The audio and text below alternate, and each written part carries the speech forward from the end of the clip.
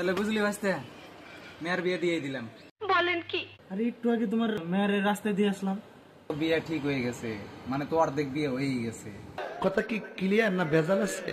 ও ছেলে কি করে কাকা? আরে ছেলে হচ্ছে এনএফটি অফিসার।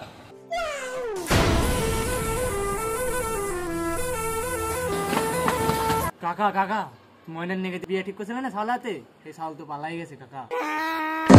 কষ্ট কি বাঁচতে, তাহলে তো আমার মেয়ের জীবন শেষ।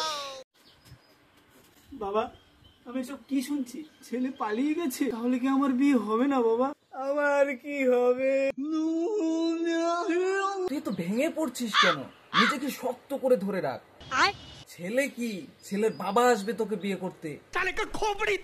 না বাবা, আমি ছেলের বাবাকে বিয়ে করতে পারবো না।